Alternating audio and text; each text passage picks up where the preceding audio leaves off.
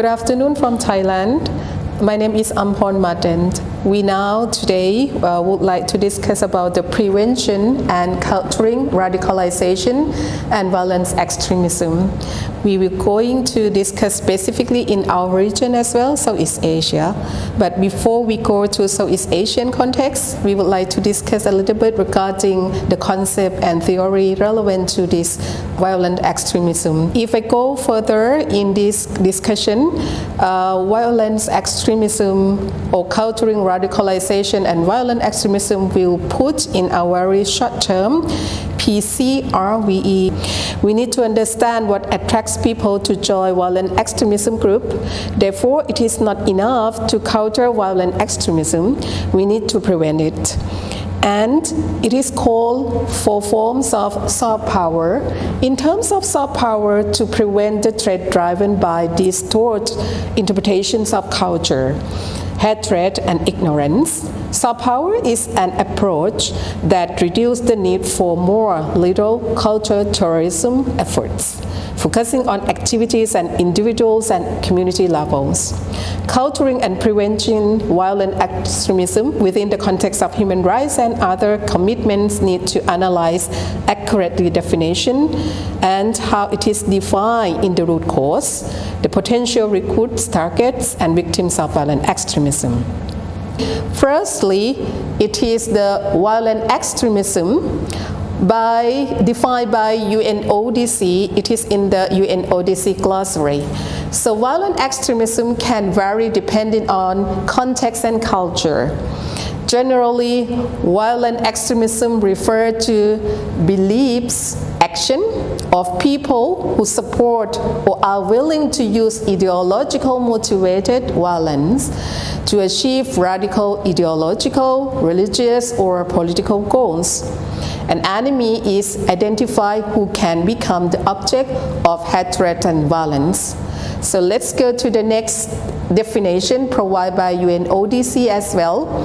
Radicalization. Radicalization, according to UNODC, it is a process through which an individual adopts an increasingly extremist set of beliefs and aspirations. This may include the willingness to condone, support, facilitate, or use violence to further political, ideological, or religious goals. So let's look theories related to violent extremism. There are various, but I bring 3 of them to discuss today. There are rational choice theory, which is the first theory that I like to highlight, which is argued an individual independent decide whether or not to engage in violent extremism or the basis of cost-benefit analysis. So in this framework, rational choice theory did focus a lot more on. If we look through the second one, the structural theory. In terms of structural theory, it focuses on underlying macro level. In macro level, we look at the factors that cause groups to turn into violence, and the factors are based on the precondition and precipitating the factors. The former of discussion in this theory, the former of precondition are the factors conducive for terrorism and violent extremism in the long run, while the latter, which means the precipitating factors, as the factor that trigger occurrence that happen prior to the onset on the set of violent group activities. This theory closely connected with the relative deprivation of theory, or the deprivation theory, which suggests the individual feel deprived in comparison to others socially, economically, and politically, and thus it leads to the collective action. So the third theory, social movement 1. In theory of social movement, it cites frustration as the cause of radicalization. Since frustration, individuals tend to use aggression to negotiate their frustration. Social movement is by definition is a set of opinions and beliefs in population which represent preference for changing or some element of the social structure and reward the distinction of a society. So members of the movement aim to be both effective and efficient, focusing on identification and most probable to join the movement and further its cause. Social movement theory utilizes the power relationship or power of relationship and social bonds. Conceptual approach to broader phenomena of violent extremism, practitioner and researcher increasingly conceptualize violent extremism as the outcome of multiple factors operating in the three main levels. The first level is macro level. In the macro level, it is reflecting the grievance, the structural inequalities, and other important foundation factors. Those operate within the community and also identity groups. The second one is meso level, which is the level that operates the micro or individual level, which vary depend on person characteristic.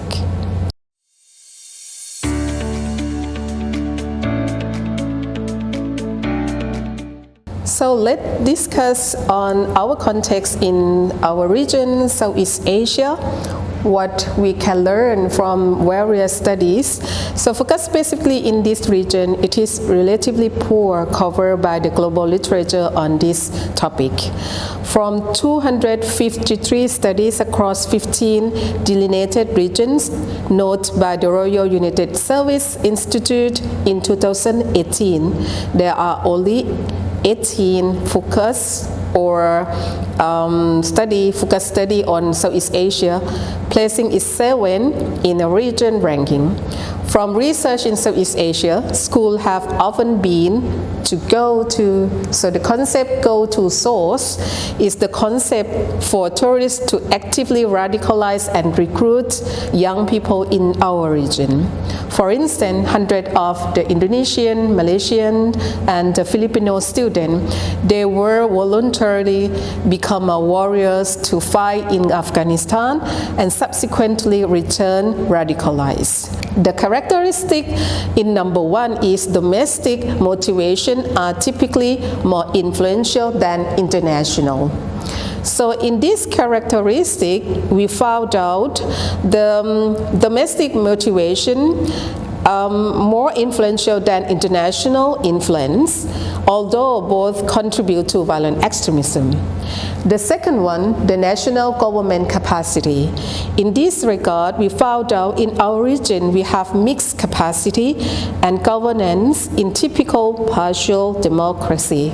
So in the world of partial democratic arena, we know that many students show the significant limitation, for example, and this limitation often become clear where the state is frayed, such as subnational conflict zone and when confronted by the violent actors.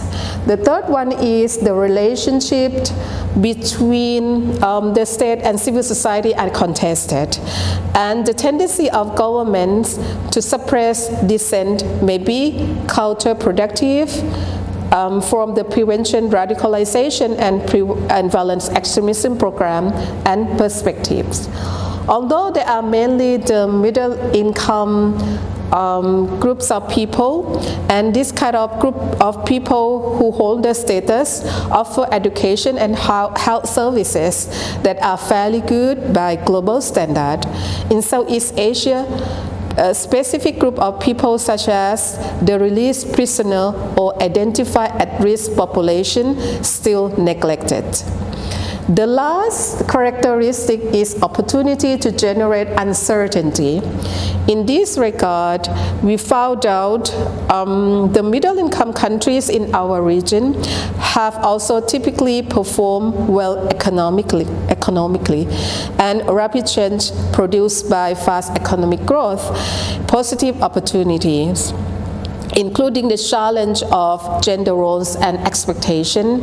It has created many positive opportunities to people in the society, but they also have generated uncertainty, perceived threats, and inequality.